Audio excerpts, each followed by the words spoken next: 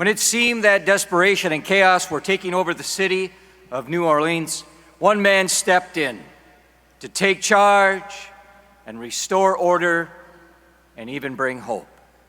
And that man was General Russel Honore. Let's look at him on the scene of this disaster and the work of the man who New Orleans mayor at that time called one John Wayne Dude.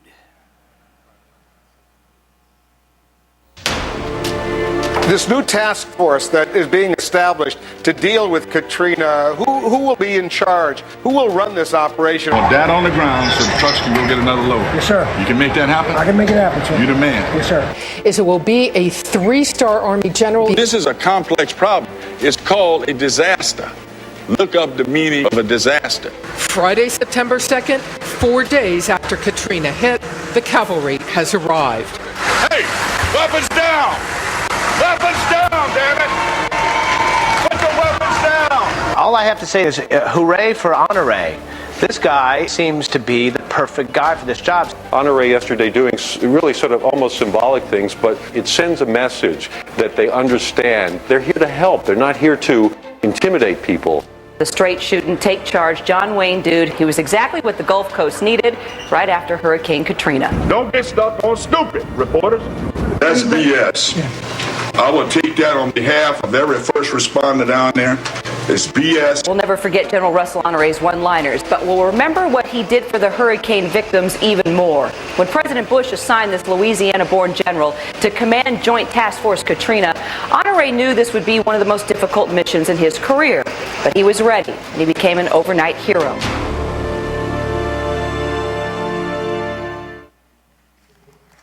Yeah.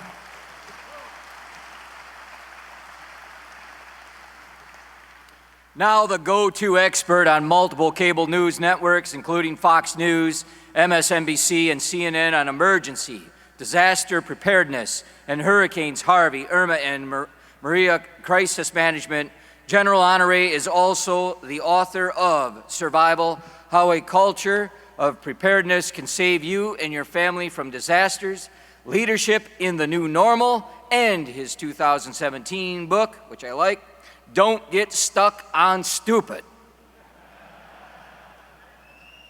You like that one too, don't you? Yeah.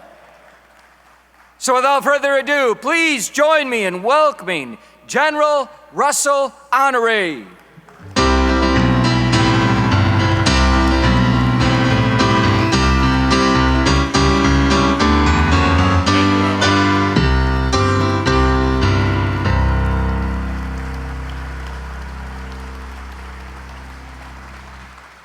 Well, thank you very much, and welcome to New Orleans.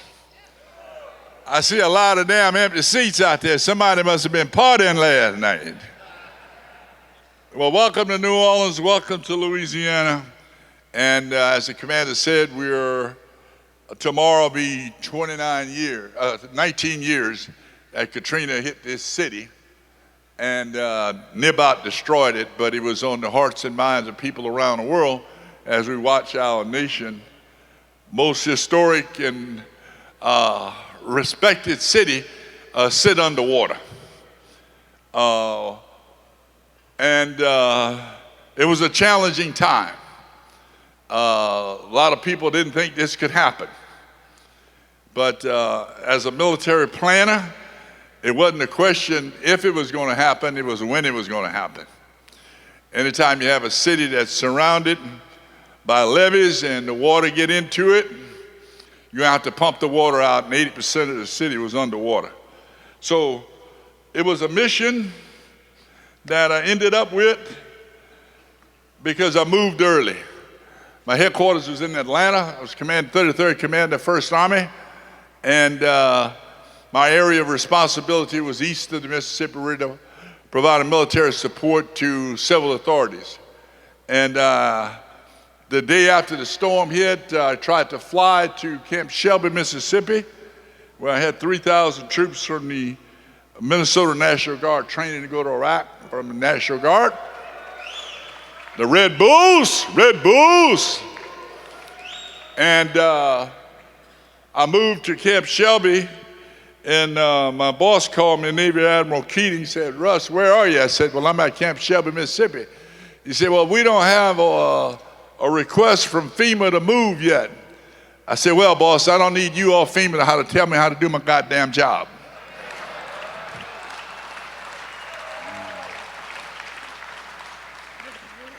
I learned my mission when I raised my right hand and said I will support and defend the Constitution of the United States against all damn enemies, foreign and domestic. When you're empowered with a mission, you don't need somebody to tell you it's time to go do it. Next slide.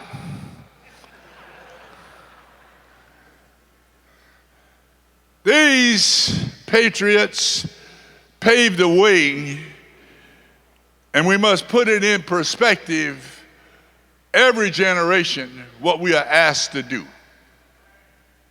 They paved the way, our first veterans. And guess what? It was a volunteer army. Hello? They weren't well trained, they weren't well equipped, but they had a mission. And that mission was to win our freedom.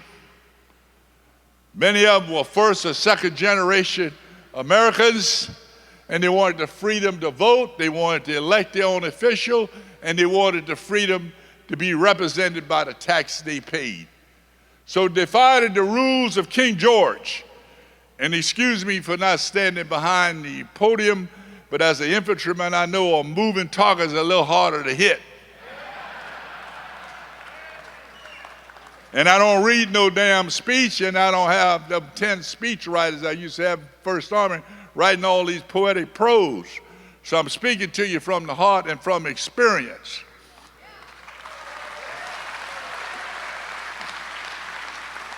And if I do it right, you're gonna have a damn good recruiting speech when you leave here. And you can take all this shit and take with you. You don't need a signature or an agreement with your publicist. These people fought for a reason. It's called freedom. John Washington understood that everybody needs to buy into the mission. At the time of this battle, 50% of his army were missing from either weather conditions or AWOL. On the eve of this battle, it's Christmas. It's cold outside. They don't have proper equipment. Look at that boy up front. They don't have no gloves on. Many of them didn't have proper number of ammunition for their weapons. They were not well trained in a 22-week basic training where they had to do so many squats and pull-ups and dead drags and all that bullshit. You hear me? Most of them couldn't read. They were not athletes, the athletic type. They volunteered to fight for their freedom, the most powerful word in the world. 6 months before this, our Declaration of Independence had been drafted. The most powerful document ever written in the world of democracy. King George III of England was so pissed he asked the people of England to pray that the words of the Declaration would never come to fruition because he knew it'd be the end of his form of government. This shit about freedom was driving him crazy. And these Americans, not properly equipped, not properly trained, at night, they didn't have boats. Where do you think they get the boats from? They practice this old army supply system called TOPS. Anybody know what TOPS is? People from Louisiana ought to know that. Take other people's shit. Stuff, I'm sorry. See, I was raised in the boom army, where you could use the S word or the F interchangeably with God bless America. You can't do that shit now. It's called toxic leadership. Somebody's feelings might get hurt. They crossed that damn river in the middle of the night, and on that night killed or captured nearly 1,000 British soldiers who were in quarter for the holiday. Can you imagine the role of the sergeant major that night? Well, troops, we're going out, we're going to do a river crossing. We've never done this shit before, but we're going to do it. They all crossed the river, they're drunk. Our capital in New York had been burned, and one in Philadelphia is threatened. We're going to do this damn river crossing. We need a win. And when these troops fought, guess what they didn't have? There was no VA, not invented yet.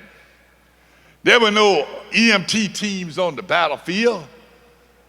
There was no plasma in case you got cut up or blown up. Had none of that. They didn't even have no TRICARE. Well, shit, that might have been a good thing. I don't know. That's still a work in progress. Thanks to you. They didn't have any of that. They were motivated by what? Freedom. Next slide. I only got about 14 more minutes, so just hang with me. We were born free by accident. If you're in this room and you were born free, you were born free by accident. It just happened to be where you were in this world when the Lord tell your mama it's time for you to come on out here. Because you know what? There are a lot of people in the world that are not born free. There are 23 million people roaming the world today. They call them refugees. How in the hell could that be? They have no home. They have no place to stay. Much of it because of war and terrorism and persecution because of the way they look or the religion that they believe. Think about that. We were born free by accident because we could have been born in any one of them places. Never forget that. If you're born free, it's by accident because of where your mom was at the time this happened. Next slide.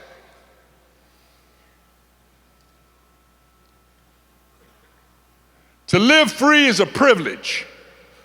A privilege that's been paid for by previous generations.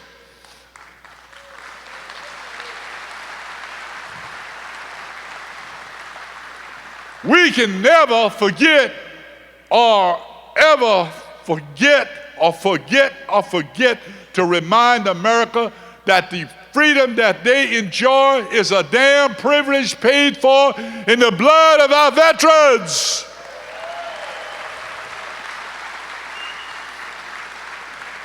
Not everybody got a serving uniform, but everybody that's serving uniform ought to be respected for giving them the freedom to do the shit that they do. Even when we don't agree with it. You with me? They got a freedom to do it because of the blood, the sweat, and the injuries of those who never came home. You know, the silent generation, they went to World War I. During the deployment, there was an influenza, a plague going on. We just had a bruise with that in COVID. Many of them died en route to the war. They went into trench war, bombarded by gas, came out of the war. The country was in a depression, World War I, and they were promised a bonus. And the silent generation started to move. They caught a train out of the Northwest, came across country, veterans of World War I, occupied the mall in America. The U.S. Capitol Mall, they occupied it. They occupied empty government buildings because during the Depression, many government buildings were closed. And the President of the United States told McCarthy, get them bums off the mall. We're in a depression, who the hell they think they are? Bonus. But they've been promised a bonus. And MacArthur, being the good soldier that he is, got a cavalry regiment and they drove them off the mall into Anacostia and put them on barges and ships and shipped them off to places like Key West, Florida to build the Florida Key West Railroad.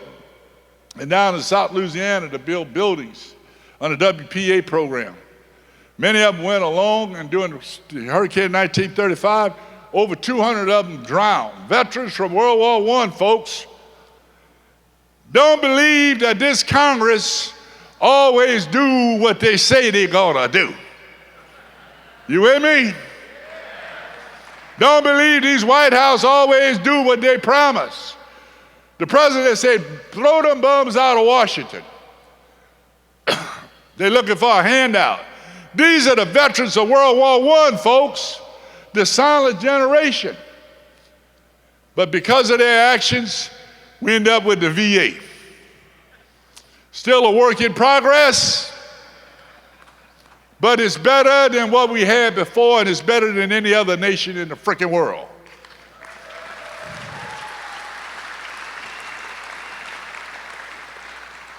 It only gets better because we what? We use it and we tell them what we want next.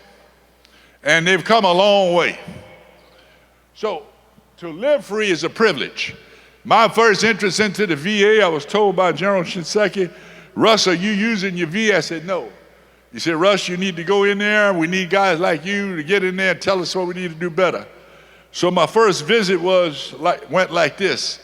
When they told the lady, I said, I'm a disabled veteran. I receive a check. So my disability is approved. I want to see a doctor. She said, well, fill these forms out. Well, the first thing the lady said was, fill all these forms. So I said, well, I got to fill this out. I said, I'm already in your computer. I'm a disabled veteran. And then I filled them out, general information. And then there was a form on financial status. I said, I ain't filling that out. She said, what do you mean? I said, I ain't filling that shit out. I said, everything you need to know about me is in that damn computer right there. Well, this is our procedure. I said, procedure my ass. When I signed up there, nobody told me my VA benefits was going to be based on no damn financial status. That's bullshit.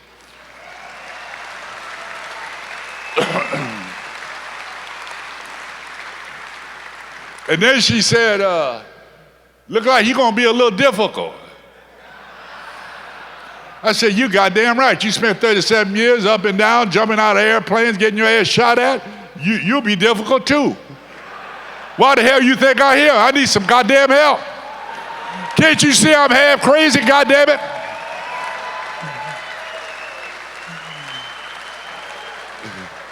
And she immediately escorted me to the back. And the consular said, well, General, we're glad to have you here, but it's going to take at least 70 days for you to see a doctor.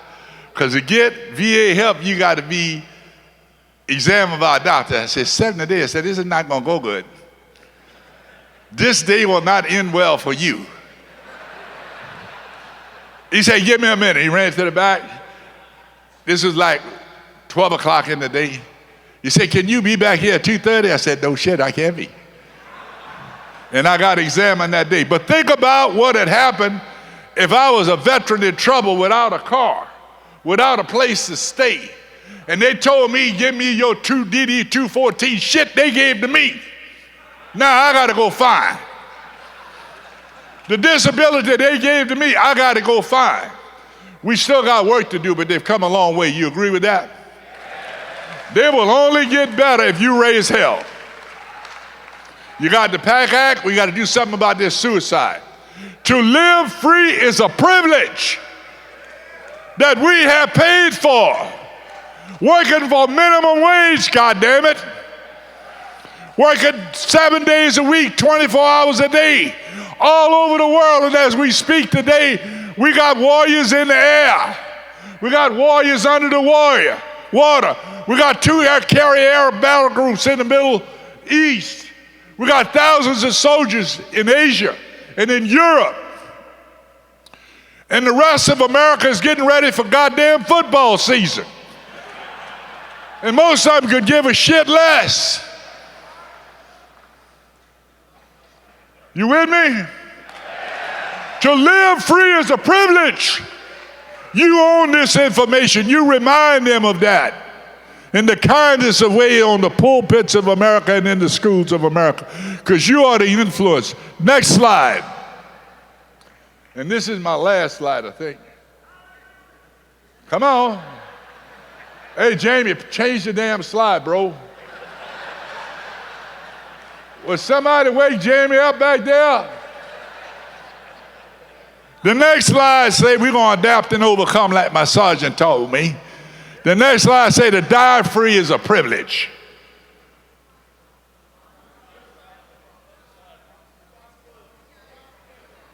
Next slide, Jamie. To die free is a responsibility. And that's something we need to pass on to the next generation. To die free is a responsibility that we must pass on to the next generation. And we must remind our children. Now, most of us boomers, as I said, we grew up at a different time. We grew up with happy hour at the club. And troops would hang around on posts. And then we had people in the local community could come on the posts at the camps and the station. Y'all remember them days? It was so good. At one time I went to Fort Bragg, now Fort Liberty. We went to lunch and they had go-go girls at the club at lunch. I said, God damn, y'all like this volunteer army. This is some good shit here.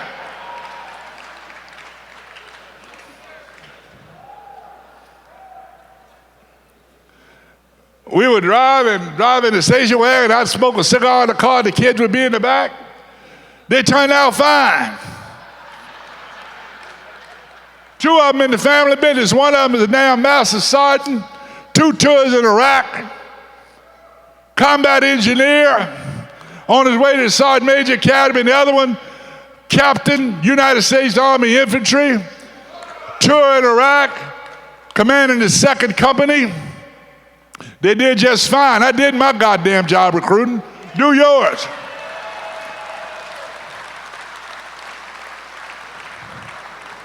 And the 2 girls are doing great. They're in marketing. To die free is a responsibility that each generation pass to the next. That's a responsibility, folks. We must teach that to our children. The way we do that is to raise good kids. All joking aside, you boomers, many of you here from that group, we didn't get everything right. We drank too much, we smoked too much, we cursed too much. We got to help. We kind of screwed up our kids. Now we got to work on them grandkids. We can't let them mess them up. When they come over to your house, you got to make sure you don't overspoil these grandkids. If they're old enough to play soccer, they're old enough to fix their goddamn bed. And to get out and help cut the grass. And to wash the cars. And to go to the Legion ceremonies. And 4th of July ceremonies and Memorial Day. And Armed Forces Day. You get their little ass and you move them. Don't you let them mess them grandkids up. You got to be an influencer. And when they're old enough and they come to your house on Sunday and they say, Mom and Dad, I don't think I'm going to vote this year because I didn't get what I want. You see, you tell them most directly, get your ass out of my house. Too many of our people have died for the right for you to vote. I don't give a shit who you vote for, but you better vote or get your ass out of my house. You don't stand for that shit.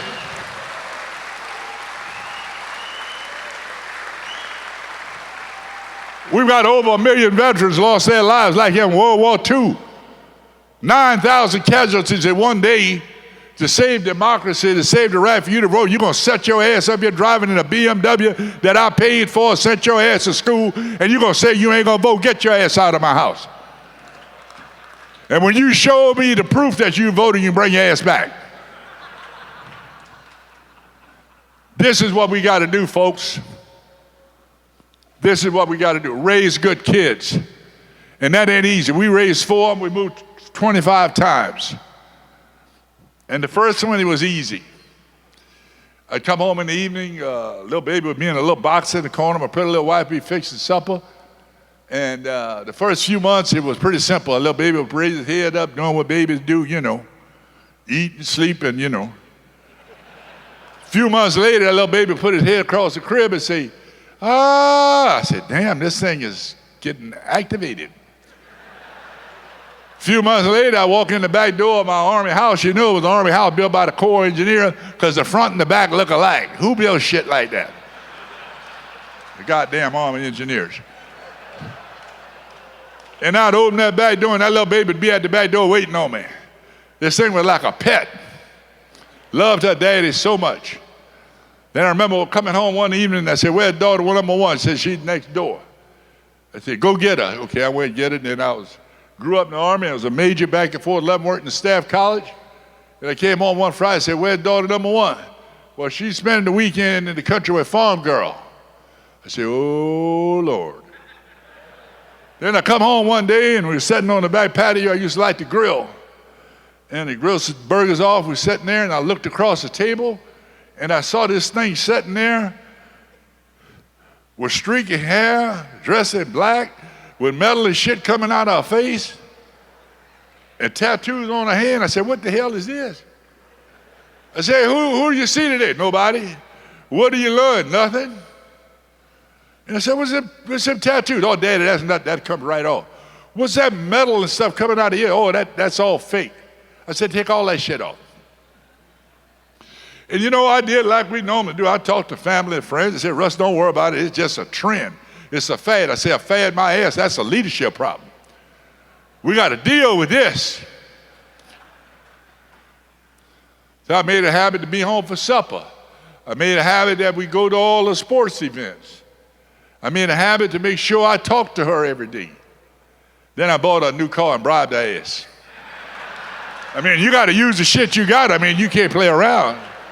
You got to use all your weapons. You got to raise good children. Right? You got to raise good kids. Because what's the alternative, folks? You know, in the Army, you can use HR to solve your problems. At that time, I just got in the First Army, and we had Colonel Brown, West Point graduate, Rhodes Scholar, say one of the smartest colonels in the Army. And for the first few months, Colonel Brown and I got along just fine. Then after a couple months, we were in the heavy deployments. About 50% of the troops in Iraq and Afghanistan were the reserve components for whom we trained, the Guard and the Reserve. The Guard and the Reserve was 50% of the troops in Iraq and Afghanistan. Can you believe that shit? Because the Army was modernizing, force flow. And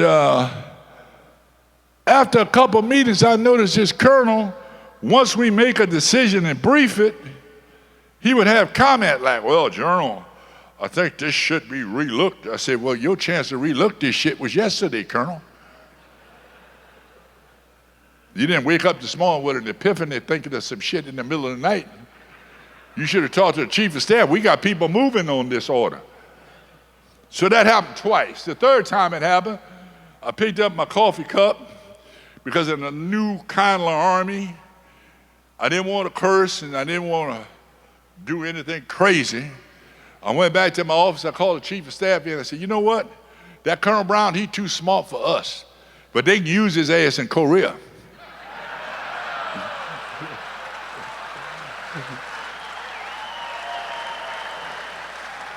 But we are kind and gentle Army. We had a ceremony. We gave him an award, gave his wife some flowers, had a cake, and we shipped his ass to Korea. You see, at work, you can handle your problem with HR. At home, you got to love them babies. You got to love them. You agree with me? If you agree with me, say, hooah! Hooah! Hooah! God bless America. Thank you for your sacrifice. Thank you for your service. American Legion, lead the way. Lead the fucking way.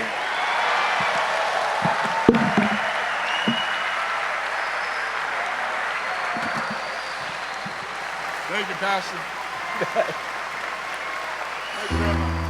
Hang on, General. General, hang on. I got a couple things for you. I do this too. I told you this was going to be epic. And you didn't hear him say, he goes, thank you, Pastor. You certainly can't leave here without welcoming you as the newest member of the American Legion Department of Louisiana.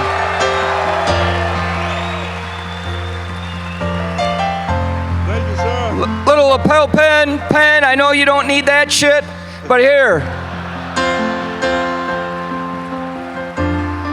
And a couple of my gifts. God bless y'all. God bless America. Lead the way. Lead the way. Lead the way. Thank you very much.